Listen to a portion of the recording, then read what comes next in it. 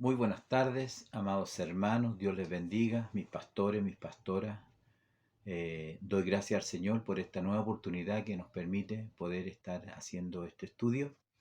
Ha pasado la semana rápidamente y ya nos encontramos en el penúltimo estudio del libro de Jeremías con un nuevo tema, una nueva lección y una nueva oportunidad de poder escudriñar la palabra del Señor. Agradezco al Señor que me da esta oportunidad y espero que sea un tiempo provechoso y edificante para cada uno de nosotros. Les saludo cariñosamente donde quiera que estén y podamos compartir de esta palabra del Señor.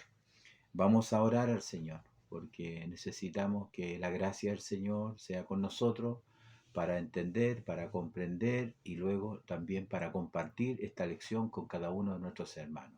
Oramos al Señor. Dios eterno, Padre misericordioso, gracias le damos por este día que usted nos ha dado. Sabemos, Señor, que nuestra vida está en su mano, rogándole tu amor, tu misericordia y tu favor, Señor. Padre amado, estamos delante de ti, dispuestos para estudiar, para leer, para comprender, Señor, y te pedimos que abras nuestro entendimiento, nuestro corazón también, para que tu palabra haga vida en nuestros corazones, como esa semilla que cae en buena tierra y que da su fruto a su tiempo. Te pido, Señor, por cada uno de mis pastores, las pastoras también, los hermanos, los profesores de escuela dominical, esperando que, Señor, usted los use poderosamente, que tu palabra, Señor, fluya, que tu palabra corra, que tu palabra, Señor, sea haciendo ese propósito, cumpliendo ese propósito por el cual fue entregada. Ahora te pido, Señor, tu bendición, tu dirección, te lo pido todo en el nombre de Jesús. Amén y amén. Bien, gracias al Señor porque ya hemos podido orar. Vamos a leer entonces la lectura bíblica de esta lección, la cual se encuentra en el libro de Jeremías, en el capítulo 51. Jeremías 51, en los versículos 24 hasta el 27. Desde el 24 hasta el 37, según nuestro expositor. El título de la lección es Juicio a la Gran Babilonia. Ese es el título y vamos a dar lectura inmediatamente desde el versículo 24 y lo hago en el nombre del Señor Jesús. Pagaré a Babilonia y a todos los moradores de Caldea todo el mal que ellos hicieron en Sión delante de vuestros ojos, dice Jehová. He aquí, yo estoy contra ti, oh monte destruidor, dice Jehová, que destruiste toda la tierra, y extenderé mi mano contra ti, y te haré rodar de las peñas, y te reduciré a monte quemado. Y nadie tomará de ti piedra para esquina, ni piedra para cimiento, porque perpetuo asolamiento serás, ha dicho Jehová.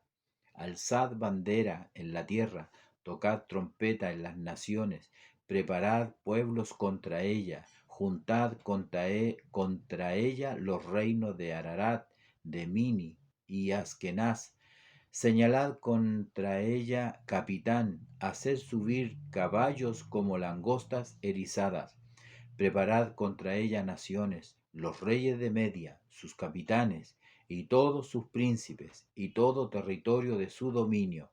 Temblará la tierra y se afligirá, porque es confirmado contra Babilonia todo el pensamiento de Jehová, para poner la tierra de Babilonia en soledad, para que no haya morador en ella. Los valientes de Babilonia dejaron de pelear, se encerraron en sus fortalezas, les faltaron las fuerzas, se volvieron como mujeres, incendiadas están sus casas, rotos sus cerrojos. Correo se encontrará con correo, mensajero se encontrará con mensajero, para anunciar al rey de Babilonia que su ciudad es tomada por todas partes. Los vados fueron tomados y los baluartes quemados a fuego, y se consternaron los hombres de guerra. Porque así ha dicho Jehová de los ejércitos, Dios de Israel: la hija de Babilonia es como una era cuando está de trillar, De aquí a poco le vendrá el tiempo de la siega. Me devoró, me desmenuzó Nabucodonosor, rey de Babilonia, y me dejó como vaso vacío. Me tragó como dragón, llenó su vientre de mis delicadezas y me echó fuera. Sobre Babilonia caiga la violencia hecha a mí y a mi carne. Dirá la morada de Sión, y mi sangre caiga sobre los moradores de Caldea, dirá Jerusalén. Por tanto, así ha dicho Jehová, he aquí que yo juzgo tu causa, y haré tu venganza, y secaré su mar, y haré que su corriente quede seca. Será Babilonia montones de ruinas, morada de chacales, espanto y burla sin morador. Amén. Esa es la lectura bíblica para esta lección. Juicio, ciertamente, juicio sobre la Gran Babilonia. Tenemos esta lección entonces para este domingo 3 de septiembre, se nos está yendo el mes de agosto y ya entramos al mes de la patria, al mes de la Biblia. Para esta lección número 36, penúltima lección del libro de Jeremías, que tanto nos ha bendecido sus lecciones. En esta lección que tenemos en esta hora, tenemos un texto de meditación, digamos el texto de memoria que se encuentra en el libro de Marcos, Marcos capítulo 13, versículo 14.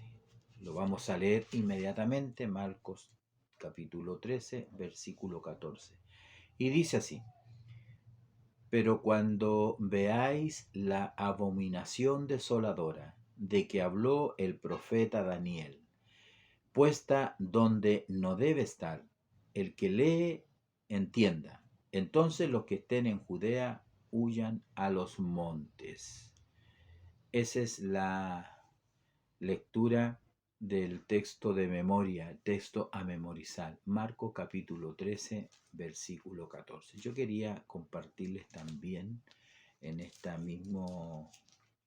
mismo texto el pasaje paralelo, que es lo que dice el apóstol Mateo. Lo que dice Mateo también habla acerca de este mismo pasaje. Y dice así: por tanto, cuando veáis en el lugar santo la abominación desoladora de que habló el profeta Daniel, el que le entienda, entonces los que estén en Judea huyan a los montes. El que esté en la azotea no descienda para tomar algo de su casa, y el que esté en el campo no vuelva atrás para tomar su capa. Mas ay de las que están en cinta y de las que crían en aquellos días. Orad pues que vuestra huida no sea en invierno ni en día de reposo. Tengo que decir que este texto para memorizar tanto de Marco como de Mateo, está insertado en el tiempo, en el futuro, no en el pasado. No está hablando en este caso de la Babilonia, a la cual le vamos a llamar la Babilonia literal. La Babilonia literal es la Babilonia del tiempo de Jeremías, del tiempo de Nabucodonosor. Porque cuando nos encontramos frente a este título que dice juicio a la Gran Babilonia, ciertamente hay que decirlo, bíblicamente en ninguna parte en Jeremías, específicamente el libro que estamos leyendo, habla de la Gran Babilonia, habla de Babilonia, habla de Nabucodonosor, pero no habla de la Gran Babilonia. El que habla de la Gran Babilonia es el apóstol Juan, el teólogo, el que escribió el libro de Apocalipsis. Él habla de la gran ramera, la Gran Babilonia, y precisamente tanto Mateo y Marcos, que ya he leído, está insertado en eso.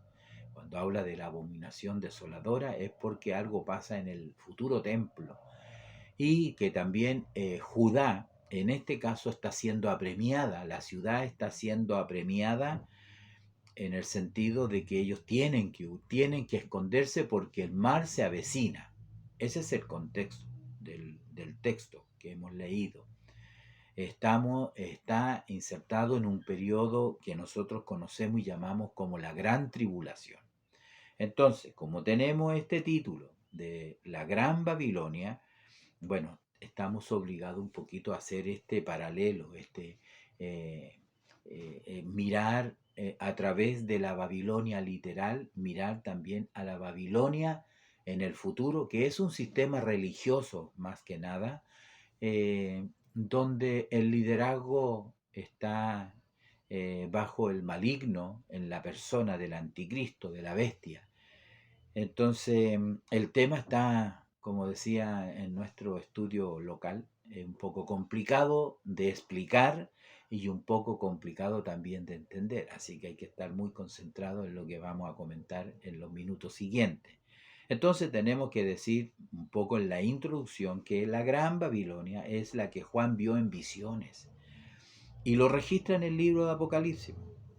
Allí también él registra la descripción de esta gran Babilonia o esta gran ramera, la que engaña a los moradores de la tierra, a los líderes de la tierra. Hay una descripción de ella y también de su caída, de su caída. Hay pregón cuando, cuando esta Babilonia cae realmente. Ha caído la gran Babilonia, el ángel ha caído la gran Babilonia.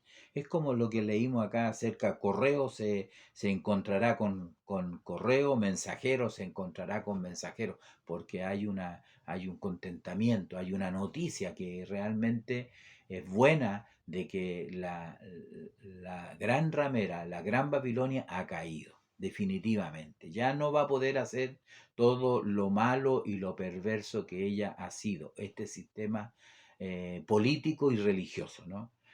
Entonces en Apocalipsis vemos que la Babilonia la grande, que tiene muchos lujos, ya dijimos que hay altas descripciones allí, ¿no? Adornada ricamente y está sentada sobre una bestia salvaje, pero todo esto que está descrito en Apocalipsis no se refiere a la Babilonia literal, sino que se refiere a la Babilonia de la Mesopotamia, la Babilonia que nace antiguamente en la llanura de Sinar. Cuando nos vamos al Génesis, usted encontrará que allí comienza la civilización, allí entre los ríos Tigres y Éufrates comienza una civilización, allí se levanta un hombre que la Biblia dice que es un poderoso cazador ante Jehová. Sin embargo, la palabra ante Jehová se interpreta del hebreo también como alguien orgulloso, alguien altivo, alguien soberbio, alguien que está anti Jehová, o sea, es anti el Señor, ante el Dios verdadero. Y este hombre, Nimrod, ¿no es cierto?, comienza la primera civilización. Serimadis, ¿no es cierto?, se llamaba su madre y también era una mujer muy corrupta, que de ahí viene Tamuz, viene toda la adoración al sol, en fin, es una religión contraria al Dios verdadero. Bueno, porque todos sabemos que, por qué no representa lo que escribe Juan en el Apocalipsis referente a Babilonia? Porque la Babilonia del tiempo de Jeremías, sabemos que después de su caída por el rey Ciro, el rey persa, ¿no es cierto?, que conquistó, que digamos, le quitó el dominio a Babilonia, eh, por ahí por el año 540, 539 antes de la era cristiana. eh, lo único que sucedió que Babilonia perdió su posición como nación más importante. Venía el gobierno de los medos y los persas. Dejó de ser una potencia mundial y con el tiempo, finalmente se destruyó, finalmente quedó abandonada, como dice el texto sagrado. Ya vamos a repasar los textos de esta profecía. Quedó como guarida de chacales. Nunca más se volvió a levantar. Fue un asolamiento perpetuo, porque así fue la voluntad de Dios contra esta ciudad, este imperio, que ocasionó también mucho daño al pueblo de Dios. Entonces, tenemos que decir que esta Babilonia la Grande se debe considerar como una ciudad simbólica en realidad, de la que la Babilonia literal fue un prototipo. Basamos el estudio entonces en la Babilonia literal porque nos muestra también que en el futuro esta religión en realidad nunca dejó de existir y es la madre de todas las religiones falsas. Es la madre de todas las idolatrías que afectaron tanto al pueblo de Dios, que afectaron tanto. Todo eso que usted ve, esa idolatría al becerro, todo eso viene de Babilonia, de esa religión. Entonces, nosotros, porque sabemos que realmente la fundación de esta ciudad se remonta a, como digo, al libro de Génesis, cuando los hombres se reunieron en una llanura y dijeron, vamos a construir una torre tan alta que llegue al cielo, y cuando Dios los ve que ellos están así de organizados, entonces el Señor dice, estos hombres no van a cesar son como uno solo y no van a cesar en su empeño. Realmente ellos, eh, al construir esta torre, este templo, por decirlo de alguna manera, eh, que se llamó Babel, ¿no? Que significa confusión. La causa principal de que lo que ellos estaban haciendo allí no era de ninguna manera para adorar a Dios, no, de ninguna manera. Para ellos era hacerse un nombre, léalo ahí usted en Génesis, no lo vamos a revisar ahora, pero ellos querían hacerse un nombre poderoso, ellos no querían exaltar a Dios, sino que querían tener un nombre célebre, es decir, una adoración al ser humano, a ellos mismos, es decir, idolatría, un nombre cero. Entonces, esta construcción de la torre templo, le llamo yo, es el inicio del origen de la religión falsa y que es presidida obviamente por el anticristo, porque el anticristo obviamente es el que está detrás de toda idolatría. Entonces, Babilonia finalmente representa, estoy hablando de la Babilonia del tiempo de la antigüedad, como también en el futuro, no muy lejano, representa finalmente a un sistema religioso, eh, del cual un sistema malvado, un sistema inicuo, del que será finalmente destruido por Dios al final de los tiempos. Al final de los tiempos, este sistema va a ser destruido. Entonces, la Gran Babilonia es un sistema mundial perverso hasta el día de hoy, en todas las religiones falsas, que durante la tribulación va a ser controlado, dirigido por el anticristo, en un tiempo de mucho sufrimiento en la tierra, de mucho sufrimiento en la tierra. Entonces, eh, parece que ella reúne todos los sistemas religiosos, falsos, por supuesto. Los sistemas religiosos los reúne a lo largo de toda la historia. El apóstol Juan en el Apocalipsis dice que ella está ebria de la sangre de los santos, porque es la causante de luchar contra los santos que finalmente se vuelven mártires, ¿no es cierto?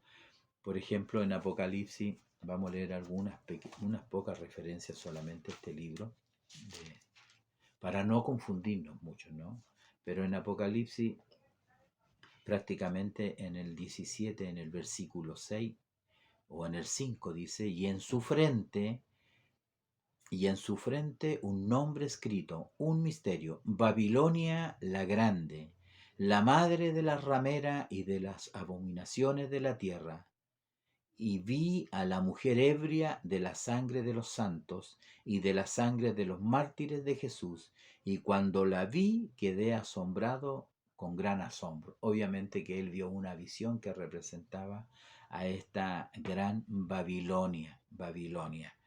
Eh, entonces es importante que nosotros podamos ver acá cómo en esta lección entramos a hacer esta introducción para que tengamos claro un poco la Babilonia literal del tiempo de Jeremías y la Babilonia del régimen, eh, del sistema engañoso, del sistema idolátrico que existe en las religiones del mundo. ¿Por qué es importante entenderlo? Porque dentro de los textos y de los pasajes que tenemos en el libro de Jeremías, capítulo 50 y capítulo 51, es bueno que lo lea, usted encuentra la descripción cómo esta Babilonia es destruida, todo lo que el Señor hace con esta ciudad, y lo mismo sucede con el libro de Isaías, si no me equivoco, en los capítulos 13 y 14 también hay una amplia descripción de lo que Dios va a hacer con Babilonia. Entonces estamos pensando en la Babilonia literal. Sin embargo, hay textos y hay pasajes que tienen un fiel cumplimiento en la Babilonia del futuro. La profecía un poco es así. La profecía, la profecía es realmente de alguna manera, una profecía está siempre, hay un tema allí que todo lector de la escritura, estudiante de la escritura, tiene que entender de que la profecía no siempre se cumple todo el mensaje profético. A veces tiene un cumplimiento parcial en el presente y también un cumplimiento en el futuro. La tarea es dónde parar, dónde entender, dónde darnos cuenta que esto corresponde al presente y qué es lo que corresponde al futuro. Entonces, que el Señor nos ayude, ¿no? Para poder ir entendiendo. Entonces, vamos a ir a esta primera parte que dice profecía de los juicios de Dios contra el invasor. Podría haber dicho contra Babilonia, pero ya sabemos que Babilonia invadió a Judá para llevarse a los cautivos. A lo menos fueron 3 invasiones, por decirlo de alguna manera, o 3 deportaciones, 3 cautiverios, uno tras otro en los reyes, en los últimos reyes que gobernaron Judá. En algún momento, ¿no es cierto?, se llevaron toda la riqueza, toda la gente importante, en otros también se llevaron más personas, y finalmente en la última deportación o en el último asedio finalmente destruyeron todo, destruyeron el muro, destruyeron la ciudad, quemaron sus casas, destruyeron el templo, saquearon el templo, ahora lo destruyeron, primero lo habían saqueado, se llevaron todo lo valioso, por supuesto, todo el oro, toda la plata, todo el bronce se lo llevaron, todos los metales preciosos se lo llevaron. Entonces, ahora vemos que la profecía de los juicios de Dios contra el invasor, que está en los párrafos que hemos leído, Entonces, bueno, simplemente vamos a mirar un poquito algunos capítulos después de la última lección de la semana pasada. Estudiamos el cuidado de Dios hacia su ungido. Acuérdese que en este caso Dios guardó al profeta Jeremías, lo libró de la cárcel, lo libró de la cisterna, lo libró de los príncipes, finalmente lo puso en manos de Gedalías, que fue el gobernador que Nabucodonosor dejó cuando se llevó cautivo al rey Sedequías, al cual todos sabemos que le sacaron los ojos. Después de ver cómo degollaban a sus hijos, le sacaron sus ojos. Y la escritura dice que se lo llevaron encadenado a Babilonia. Así fue el final de él. Eso fue la lección de la semana pasada, y también cómo Dios bendijo el actuar con justicia de este eunuco etíope que libró a Jeremías, y por esa acción que él hizo de justicia, Dios también le dio una promesa muy hermosa, que él iba a preservar su vida a pesar de la cautividad, a pesar del asedio. Entonces, después vemos que él dejó, vamos a hacerlo muy rápido, usted tiene que leerlo en su Biblia. Dejaron de gobernador aquí lo vemos, ¿no es cierto?, a Gedalías, quedó como gobernador, pero otro hombre se levantó contra él, lo asesinó. Ismael se llama, un hombre malo, un hombre perverso, que en una ocasión mató a 80 hombres. Llenó una cisterna, llenó un pozo de cuerpos. finalmente encontramos, ¿no es cierto?, que Joanán, otro hombre, otro varón, que rescató al pueblo de manos de este Ismael, que se puso allí como líder, ¿no? Y tomó gente cautiva, como que se aprovechó de todo el desconcierto que quedó después que ya no había reino, ya no había rey, no había un gobernador. Entonces este Joanán eh, finalmente sale para vengarse, para matar a Ismael, el cual huye. Y este hombre, ¿no es cierto?, ahora ya, cuando ya no estaban bajo el asedio de los caldeos, entonces le preguntan a Jeremías que preguntara a Dios por el futuro de ellos.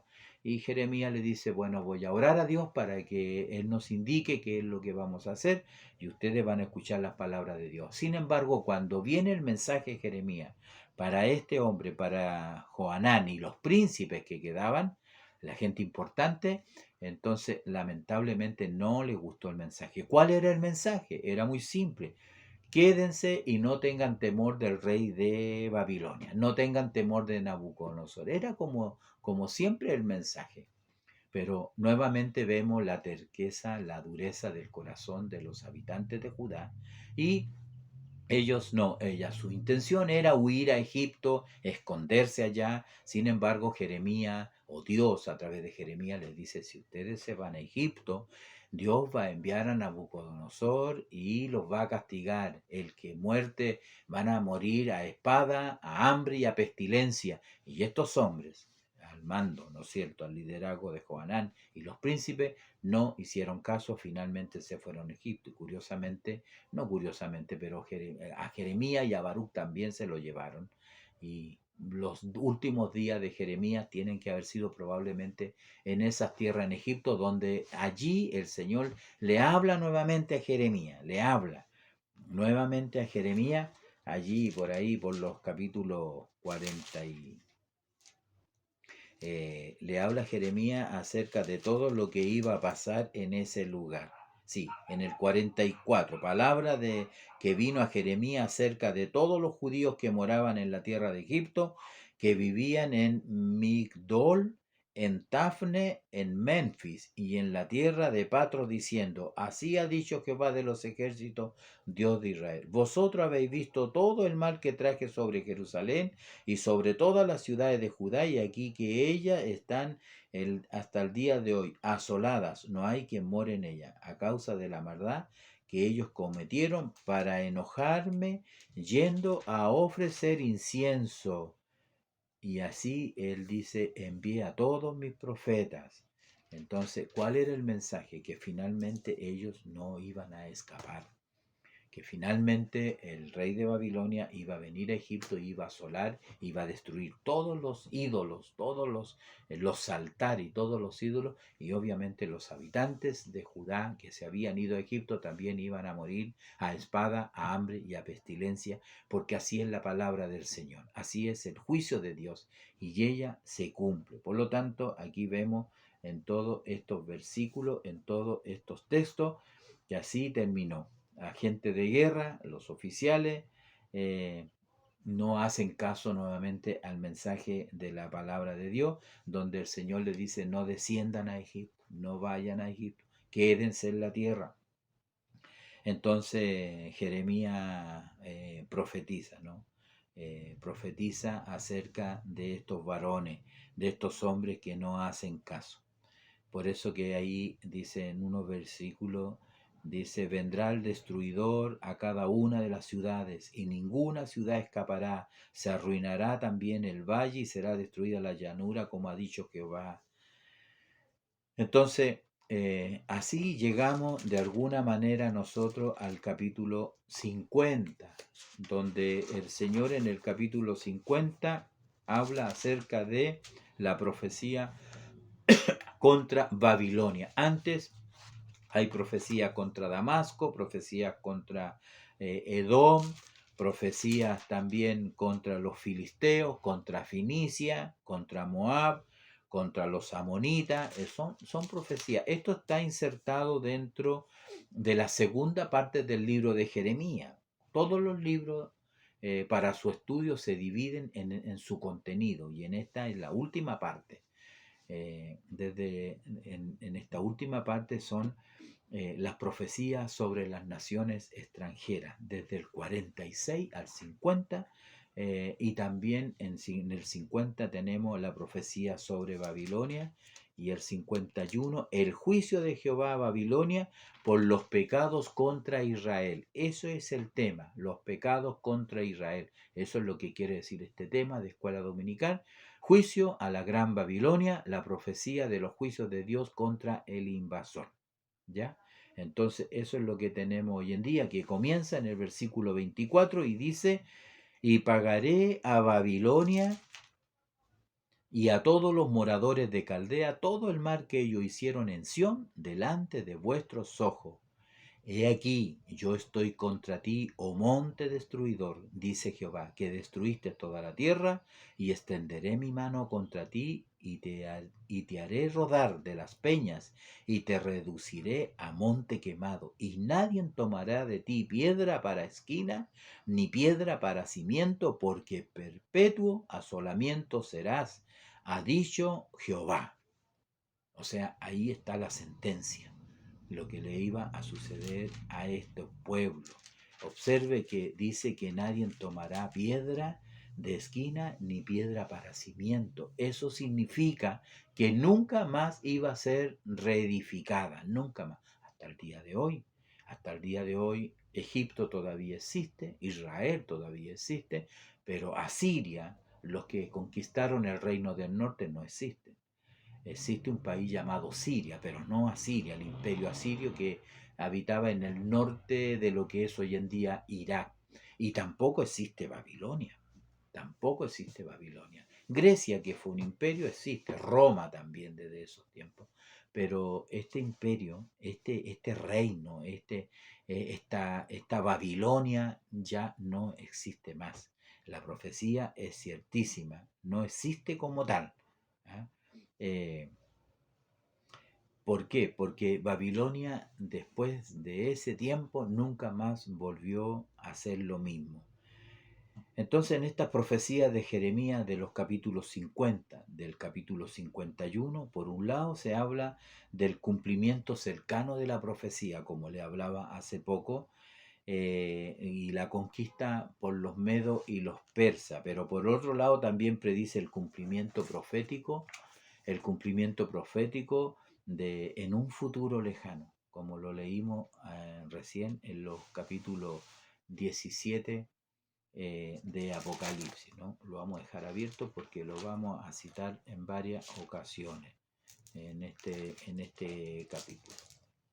En el 17 leímos el 5, el 6, el 18 dice: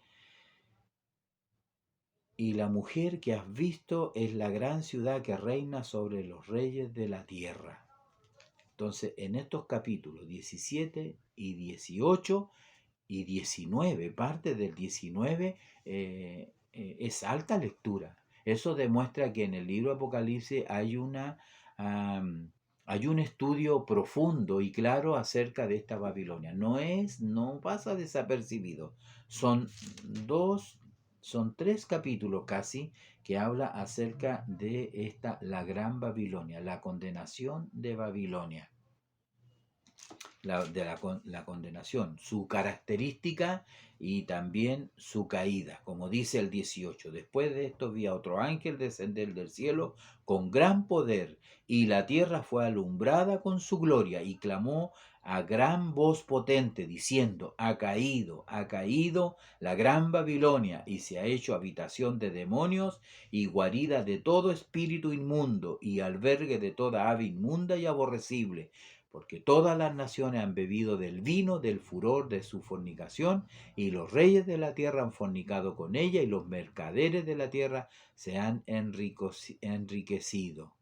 Entonces, aquí podemos ver, ¿no es cierto?, la similitud que existe en el mensaje, ¿ah? Porque también nos habla Jeremías acerca de quién van a vivir en ese lugar abandonado y triste. De hecho, algo que es para la próxima lección, el versículo 4 de Apocalipsis Apocalipsis 18, versículo 4 dice, y oí otra voz del cielo que decía, salid de ella, pueblo mío, para que no seáis partícipe de sus pecados, ni recibáis parte de sus plagas. ¿Qué quiero decir con esto? Que realmente ese texto, como la lección que viene, y lo que habla acá, ¿no es cierto? Porque el versículo 8, ¿qué es lo que dice? Huid de en medio de ella, el capítulo 50, perdón, de Jeremías, usted tiene que tener ahí su Biblia, el capítulo 50 de Jeremías, ya dije que 50 y 51 habla de la destrucción de esta gran ciudad. El 8 dice, huid de en medio de Babilonia y salid de la tierra de los caldeos, y sed como los machos cabríos que van delante del rebaño. Porque yo levanto y hago subir contra Babilonia reunión de grandes pueblos de la tierra del norte. Desde allí se apresurarán contra ella y serán tomadas sus flechas. Son como de valiente diestro que no volverá vacío. Y Caldea será para botín. Todos los que la saquean se saciarán, dice Jehová. ¿Por qué os alegráis? ¿Por qué os gozaréis destruyéndome? Este texto que acabo de leer, especialmente el versículo 8, huir de en medio de ella, de en medio de Babilonia, no se cumplió. No se cumplió cuando los medios y los persas llegaron al gobierno y destituyeron el dominio mundial que tenía, el poderío mundial que tenía el reino de Babilonia. Y además, ellos no salieron, no salieron. ¿Cuánto se demoraron? Estuve mirando un año. Un año después, ellos recién salieron y no salieron huyendo, no salieron huyendo, salieron bajo un edicto de Darío. Darío, el rey persa, dio un edicto que ellos tenían que volver a su tierra, les dio todas las facilidades para que ellos pudieran volver. 30.000 hombres o 60.000 hombres volvieron, no todos volvieron, no todos volvieron. Entonces, si dice huir, salir del medio, o como dice este pasaje que tenemos acá, entonces algo está mal, algo es contradictorio. Y vuelvo a insistir, lo que sucede que estamos hablando de la Babilonia literal y de la Babilonia del sistema, del régimen corrupto del final de los tiempos. En ese tiempo, ciertamente van a tener que huir. ¿Qué decía Marco? ¿Se acuerda que decía el libro de Marco que nosotros leímos o el libro de Mateo? Lo voy a leer para refrescar la memoria. ¿Ah? Por eso digo que esos textos están insertados también en otro contexto, porque ¿qué dice Mateo? Dice, por tanto, cuando veáis el lugar santo, la abominación desoladora de que habló el profeta Daniel, entonces los que estén en Judea huyan a los montes, huyan. Y el que esté en la azotea no descienda para volverse a su casa. Y el que esté en el campo no vuelva atrás para tomar su capa.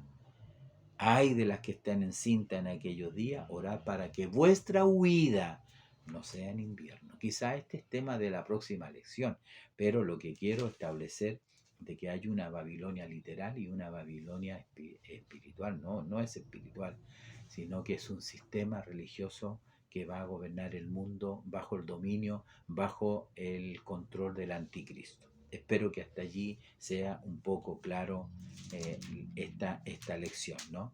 Entonces por eso leemos acá. Alzad bandera, tocad trompeta a las naciones, preparad pueblos contra ella, juntad contra ella los reinos del Ararat, de Mimi, de Askenaz, señalad contra ella capitán, haced subir los caballos como langostas erizadas. Es una invasión, es una guerra. Preparad contra ella naciones, los reyes de Media, sus capitanes y todos sus príncipes y todo su territorio de su dominio. Temblará la tierra y se afligirá, porque es confirmado contra Babilonia, contra todo el pensamiento, contra Babilonia, todo el pensamiento de Jehová para poner la tierra de Babilonia en soledad para que no haya morador en ella. Ya lo leímos en el Apocalipsis, ¿no? Que era morada de chacales. Entonces, ¿se fija usted la similitud que hay realmente Entonces, ¿por qué pasa eso? Porque siempre es necesario, cuando Dios quiere hablar acerca del futuro, siempre hay un prototipo, siempre hay una manera de que la gente pensaba que cuando el general Tito destruyó Roma, pensaban que esa era la Babilonia en realidad, el sistema religioso de Roma que afectó y persiguió tanto a los cristianos también. Entonces, estos cuadros como que se van repitiendo y tienen un prototipo. En este caso, el prototipo inicial es precisamente la religión nacida en la llanura de Sinán, en la Babilonia de ese tiempo. De ese tiempo. Entonces podemos ver que en estas profecías eh, encontramos la interpretación de la escritura para nosotros, ¿ya? Por eso encontramos versos que, como digo, no se cumplieron literalmente. La profecía predice la destrucción de la Babilonia literal que existía entonces. No podemos negar que lo que habló Jeremías, que lo que habló Isaías, se refería a la Babilonia literal. Yo siento que él estaba pensando en eso, pero era la inspiración que venía sobre el profeta para hablar y lo que está escrito. De seguro él no tenía el alcance que nosotros tenemos cuando estamos acá al otro lado de la historia. Tenemos todos estos antecedentes, tenemos todas estas profecías, tenemos todos estos libros, todos estos textos y muchos otros más que nos dan mucha luz acerca. El profeta hablaba bajo la unción de Dios y se escribió conforme Dios le iba hablando. Pero como digo, esta Babilonia literal que existía entonces, pero los versículos tenemos que reconocer que también contemplan la destrucción futura de la Babilonia política, eclesiástica, durante el tiempo y el gobierno del anticristo y de la bestia. Uno puede mirar, le decía que en Isaías también hay mucha información en los capítulos 13 y 14, 13 y 14. Usted puede leerlo también allí. Eh, Porque el profeta Isaías también habló contra Babilonia, ¿no? Contra Babilonia. Porque Jehová, dice el capítulo 14, porque Jehová tendrá piedad de ti, Jacob, y todavía escogerá a Israel, y lo hará reposar en su tierra, y a ellos se unirán extranjeros y se juntarán a las familias de Jacob. ¿Por qué Él hace venganza, como dice la segunda parte? ¿Por qué el Señor, como dice también en este inicio, y pagaré a Babilonia y a todos los moradores de Caldea todo el mal que ellos hicieron a Sión? Sión es el pueblo de Dios.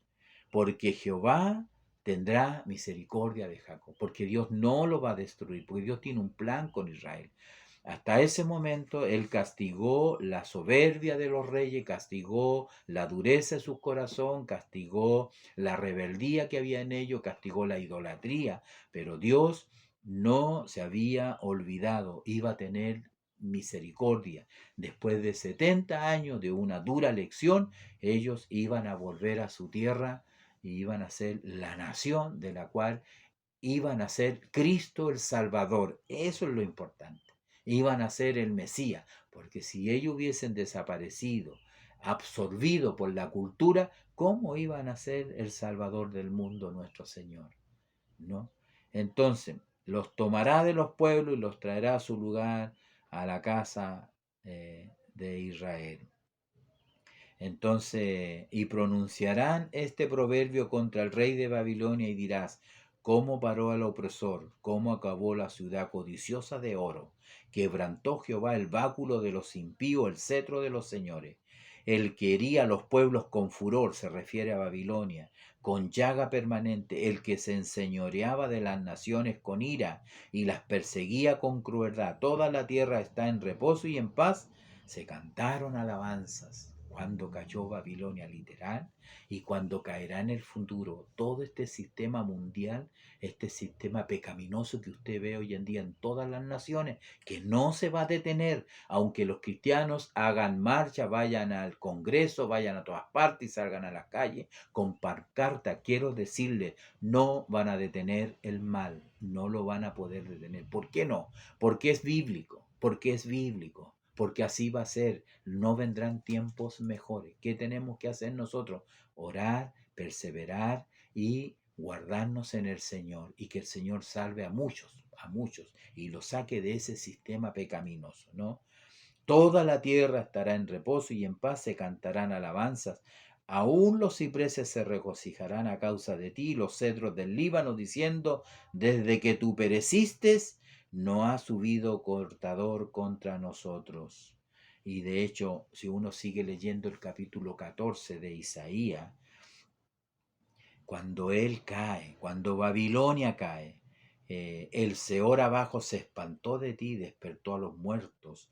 Todos ellos darán voz y dirán, tú también te debilitaste como nosotros y llegaste a ser como nosotros.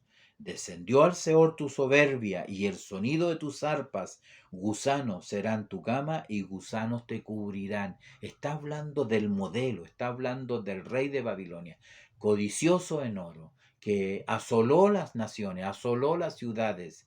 Como podríamos decir nosotros, quizás se le pasó la mano porque lo hizo con ira, con enojo. Además, él no reconoció, Nabucodonosor, y usted lo conoce en la historia de Daniel, que no reconoció que la autoridad que él tenía venía de parte de Dios. Quiso tirar a los hebreos, a los jóvenes hebreos al horno.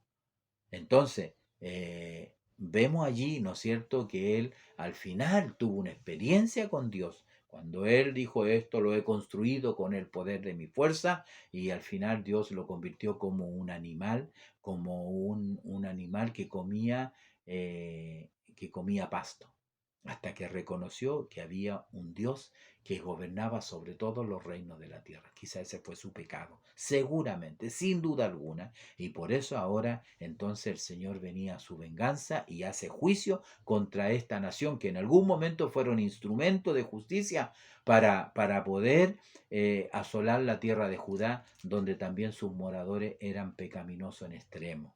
Como dice este capítulo 14, léalo Isaías, de alguna manera salta al 12 y dice, ¿cómo caíste del cielo, lucero, hijo de la mañana, cortado fuiste por tierra? Tú que debilitabas a las naciones, tú que decías en tu corazón, subiré al cielo, en lo alto, junto a las estrellas de Dios, levantaré mi trono y en el monte del testimonio me sentaré a los lados del norte, sobre las alturas de las nubes, subiré y seré semejante al Altísimo. Todos vamos a coincidir que aquí está hablando de Satanás, porque la Babilonia es regida por Satanás. La idolatría que no va a Dios, la adoración que no va a Dios, siempre va a Satanás. Entonces, por eso encontramos en este pasaje, ¿no es cierto?, estos versículos que tenemos delante de nosotros. Ya leímos, lea 13 y 14 del libro de Isaías. Por eso que dice, temblará la tierra y se afligirá porque es confirmado contra Babilonia el pensamiento de Jehová para poner a Babilonia en soledad, para que no haya morador en ella.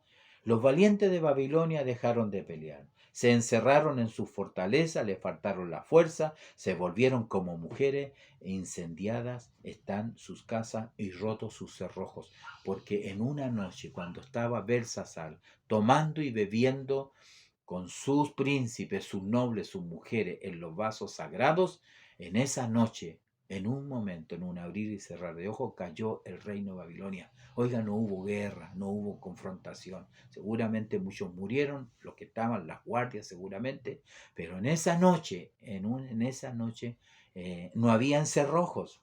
Por eso que dice, rotos sus cerrojos, incendiadas están sus casas, y los hombres fuertes, los hombres, dice, le faltaron la fuerza, se volvieron como mujeres, ese gran ejército. Entonces, eso es lo que dice la profecía. Los vados fueron tomados y los baluartes quemados a fuego y se consternaron los hombres de guerra. O sea, los hombres de guerra llegaron a ser como mujeres. Ya no podían pelear. Los medios y los persas tomaron el reino. Seguramente mataron al rey, este rey impío y que ofendió a Dios cuando toma las cosas sagradas de Dios. Porque así ha dicho Jehová de los ejércitos, Dios de Israel, la hija de Babilonia es como una era, cuando está de trillar, de aquí a poco le vendrá el tiempo de la siega.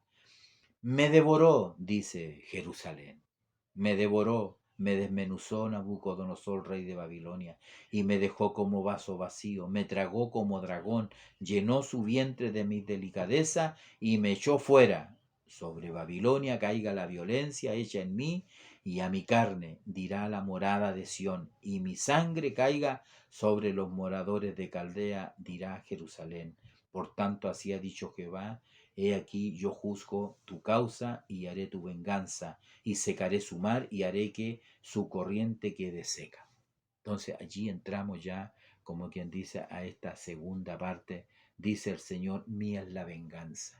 Así introducimos. El pueblo de Dios debe buscar la fortaleza en el Señor tras la violenta invasión del enemigo, y no de mayor en su fe, pues Él no dará por inocente al que dañó y profanó su santuario. Sus sentencias son justas y definitivas, porque su mirada está puesta sobre el actuar de todo ser humano, y con mayor razón sobre su pueblo, sobre todo aquel que ha dañado vilmente al punto del despojo y la muerte a su pueblo. Él pagó al enemigo, el pago al enemigo será el doble de todo el daño que causó. Eso es así. Dios actúa así, de esa manera. Porque así ha dicho Jehová de los ejércitos: yo juzgo tu causa, yo juzgo tu causa y haré tu venganza. En el versículo 36. Haré secar el mar y haré, ¿no es cierto?, que la corriente quede seca. Y eso fue porque así sucedió. Los secaron el río, y por allí, por el lecho seco, los ejércitos entraron para invadir Babilonia, y así cayó la gran ciudad, o la gran Babilonia, literal, la gran Babilonia literal. ¿Por qué digo literal? Porque la otra Babilonia va a ser destruida. Una es conquistada, la otra es destruida totalmente. Entonces, vemos acá en esta palabra que la Biblia habla mucho acerca. Vamos a hablar unos minutos que nos quedan acerca de la venganza. ¿Ya? La venganza no es buena, no es buena. No voy a citar el texto de lo que dice el mundo, ¿no? Pero usted lo conoce, usted lo conoce. A nosotros la Biblia nos habla mucho acerca de la venganza. En el hebreo, en el griego, la palabra se produce como venganza, como revancha, y siempre el significado siempre tiene un sentido de juicio, un significado de castigo. Cuando alguien se va a vengar es porque va a hacer juicio, porque va a haber un castigo. Entonces, en ese sentido es sumamente importante que nosotros podamos entender por qué Dios se reserva. Cuando Él dice: mía es la venganza, dice el Señor: mía es la venganza. Eso significa que nosotros no tenemos derecho a la venganza. Ningún creyente, ningún cristiano tiene derecho a vengarse. Digamos, no está autorizado para que nos venguemos, a pesar de que eso existe. Mucho existe. En todas partes la gente tiene venganza de alguien que le hizo daño, del jefe, del amigo, del compañero. Y pienso muchas veces que en los asuntos de la iglesia, los asuntos complicados dentro de las congregaciones, también a veces suceden estas cosas. Entonces, como digo, a nosotros Dios no nos permite. El versículo clave está en el Antiguo Testamento, en el libro de Deuteronomio, que voy a leer porque me interesa al menos hacer unos comentarios acerca de esta parte, aunque el tiempo va pasando rápido. Entonces, en el 32 del libro de Deuteronomio, versículo 35, dice: mía es la venganza y la retribución. A su tiempo su pie resbalará, porque el día de su aflicción está cercano, y lo que les está preparado se apresura. Entonces, como puede ver acá, mía es la venganza y la retribución. En algún momento, en el tiempo de Dios, no si cuando uno piensa que va a ser, no, cuando Dios así lo determina. Por eso que acá en el pasaje que hemos leído de Jeremías, ¿no es cierto?, nosotros encontramos que había llegado el tiempo, había llegado, dice: todo el pensamiento de Jehová, todo el pensamiento de Jehová, para poner la tierra de Babilonia en soledad, para que no haya morador en ella, había llegado el tiempo para que esta ciudad sea destruida, ¿ya? Entonces, como podemos ver, cuando uno mira Romanos 12, que es la referencia, 12, 19, 20, que vamos a buscar, Romanos 12, 19, dice así, Romanos 12, versículo 19.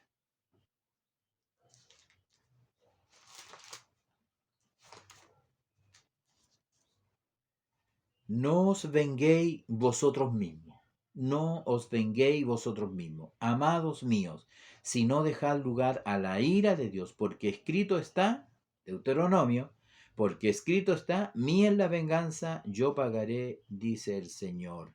El versículo 17 dice, no paguéis a nadie mal por mal. Procurad lo bueno delante de todos los hombres y si es posible, si está de vuestra parte, que dependa de vosotros, estás en paz con todos los hombres. Y la venganza, déjasela al Señor. La venganza está en las manos del Señor, no está en nuestras manos, no debiera estar. ¿Por qué? Porque nosotros somos seres pecaminosos, nosotros no somos puros y no somos limpios. Sin embargo, Dios sí puede, Él puede hacer juicio y Él puede vengarse. Él dice, me vengaré de Babilonia, el daño que le ha hecho a mi pueblo. ¿Por qué? Porque Dios ciertamente las motivaciones que Dios tiene son siempre motivaciones perfectas, son puras. Él es un Dios puro, Él nunca se va a engañar, pero nosotros no. A diferencia de nosotros, eh, nosotros somos impuros, nosotros somos imperfectos, pero Dios es perfecto. Por eso que es importante, en esta referencia de Romanos, nos exhorta a que no paguemos mal por mal. Y en cuanto a de nuestra parte, debemos de estar en paz con todos los hombres. Solamente el salmista, en alguno de sus escritos, él pedía que Dios hiciera venganza, ¿no? Entendemos tantos años perseguido, sin causa, él quería, pero sabía y confiaba en la santidad y en la perfección de Dios contra sus enemigos, contra las personas justas. Él veía la injusticia y quería que Dios hiciera justicia y pudiera vengarse. Pero cuando hay en nosotros una venganza descontrolada, eh, y no va a ser el resultado de un justo juicio. Entonces tenemos que dejar que el juez justo, el juez soberano, el que es eterno, él haga justicia. Yo siempre digo, y voy a decir nuevamente, cuando usted está en la verdad, cuando usted está en lo correcto, Dios siempre va a estar de su lado. Es decir, Él va a ser su aliado y Él lo va a defender. Él va a defender su causa cuando usted está en la verdad, pero cuando usted no está en la verdad, entonces no piense que Dios lo va a defender. No, de ninguna manera. Él no va a dar por inocente al culpable. Pero si usted está en la verdad, Dios siempre va a ser su aliado. Y si hay venganza de por medio, Él va a actuar a su tiempo. Entonces eso es sumamente importante. Aun cuando los impíos prosperen, aun cuando se diga muchas cosas malas de usted, usted tiene que confiar en Dios. Dios va a ser su vengador. No es que es lo que uno quiere, pero las cosas de Dios son así, y así son a través de la Escritura. En el Nuevo Testamento, para ir terminando en esta parte, solamente hay dos momentos cuando Dios un poco le da permiso a los hombres para que ellos hagan venganza. Y lo encontramos en el libro de Números, en el capítulo 31 del 1 al 3. Mire, aquí es claro lo que le dice el Señor a Moisés. Jehová habló a Moisés diciendo, haz la venganza de los hijos de Israel. Se fija, aquí en este pasaje Dios autoriza que el hombre tome la venganza en sus manos. Lo leo nuevamente, dice, Jehová habló a Moisés diciendo, haz la venganza de los hijos de Israel contra los madianitas, después serás recogido a tu pueblo. Entonces Moisés habló al pueblo diciendo, armaos algunos de vosotros para la guerra y vayan contra Madián y hagan la venganza de Jehová en Madián. Sería como la guerra santa. ¿Ya? Aquí vemos que tomaron a 1000 de cada tribu y hicieron la guerra a este pueblo. Los madianitas, ¿qué es lo que habían hecho los madianitas? Habían corrompido al pueblo en Valpeor y habían traído a sus mujeres, digamos, las habían llevado al campamento y habían seducido a los hombres y así había, bueno, la fornicación, me imagino yo, a tal grado que el hijo del sacerdote, Eleazar, si no me equivoco, entró a una tienda y vio una madianita con un hebreo en pleno acto sexual y él los alanceró, se dice, ¿no?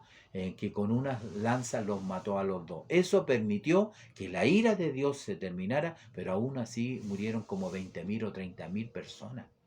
Entonces, ese era el pecado de los madianitas. Y el otro caso lo conocemos, el del rey Saúl, cuando sucede lo mismo. Tienes que hacer, ¿no es cierto?, enfrentar ahora no ahora a los amalecitas. A los amalecitas. Estos son los madianitas. Los amalecitas no dejaron pasar a Israel cuando iban camino a la tierra prometida. Ellos le dijeron, te pagaremos el agua, te pagaremos lo que comen las bestias, déjanos pasar. Y ellos le cerraron el paso, no lo dejaron pasar, tuvieron que dar un gran rodeo.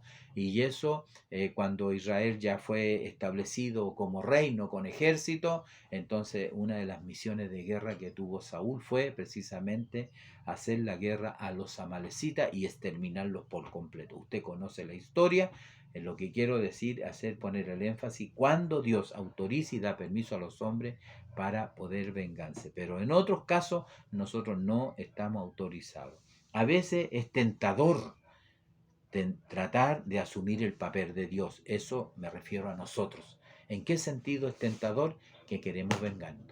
Que queremos vengarnos de una o de otra manera, de una o de otra manera. Y no estoy hablando solamente en que usted va a matar a alguien, usted puede hacerlo de muchas maneras. Si usted no le habla a su hermano porque su hermano lo ofendió, usted está en venganza con él. Usted se está vengando de él. Si usted no lo visita, si usted no lo considera, si usted, por ejemplo, que hay personas que están en desacuerdo con el siervo de Dios, hay personas quizás en sus congregaciones, le hablo a los pastores, entonces el hermano dice, no, es que el siervo no es digno de su salario, dice, entonces ya no le diezma. ¿Qué es lo que está haciendo? Se está vengando, ojo, no estamos autorizados para vengarnos, déjele la causa al Señor, ore al Señor, déjele la causa al Señor. Y así como muchas otras cosas, entonces existe ese espíritu de venganza. Sin embargo, como digo, es solamente Dios el único que puede, mía es la venganza, yo daré el pago. Por eso nosotros, como somos criaturas pecaminosas, es imposible para nosotros vengarnos con motivos puros. Cada vez que el hombre se venga, estoy cierto y seguro, nunca tiene un motivo puro para hacerlo como solamente Dios lo puede hacer. Y eso lo vemos en el libro de Samuel, cuando David, ¿no es cierto?, que podría haberse vengado de Saúl, cuando lo tuvo allí en la cueva, lo tuvo, ¿no es cierto?, en varias oportunidades de quitarle la vida, él dijo, no levantaré mi mano contra el ungido. Entonces, esa es una tremenda lección para cada uno de nosotros, no levantarnos, ¿no es cierto?, contra el que está en autoridad. ¿Por qué lo digo? Porque Dios no le agrada eso, nunca le ha agradado. Nunca le ha agradado. Él sabe lo que significan esas cosas. Entonces Dios nos bendiga, ya se nos ha ido el tiempo y solamente revisar alguna referencia. Bueno, la referencia de Daniel no la pudimos ubicar y la de Timoteo también está complicada, de primera de Timoteo. Les invito a que revisen la referencia de Timoteo, pero segunda de Timoteo 4:1, creo que allí calza un poco más la referencia de acuerdo al tema, porque el 4:1 dice, te encarezco delante de Dios y del Señor Jesucristo, que juzgará a los vivos y a los muertos en su manifestación y en su reino. Segunda de Timoteo capítulo 4 versículo 1. ¿Por qué coincide un poquitito? Porque el Señor es el que va a juzgar a los vivos y a los muertos. Él dará el pago justo. Y Daniel, bueno, no lo encontramos, pero probablemente creo que la experiencia de Daniel en el foso de los leones podría calzar en este tema, en esta lección, porque a Daniel lo juzgaron injustamente, unos hombres malos y perversos lo echaron al foso de los leones. El rey afligido fue temprano en la mañana y le dice: Daniel, el Dios tuyo, al cual tú continuamente sirves, ¿te ha podido librar de los leones? Y él dice: sí, oh rey, yo no he pecado contra ti. Entonces lo sacan, y ¿qué es lo que sucede? Sucede que el rey, furioso, enojado, mandó a buscar a esos hombres que habían acusado a Daniel y los tiraron al foso, a él, a sus mujeres, a sus niños. Y no caían al suelo y los leones se apoderaron de ellos. Entonces ahí se produjo de alguna manera como Dios paga, ¿ya? Entonces Dios nos bendiga, amados hermanos, amados pastores, mis pastoras. Espero que tengan un bonito fin de semana, una hermosa escuela dominical, edificante para toda la iglesia, y un culto bendecido en la noche. Que Dios les bendiga en esta hora, que Dios les bendiga a cada uno de ustedes, y lo que he dicho sea para la honra y la gloria del Señor. Dios les bendiga.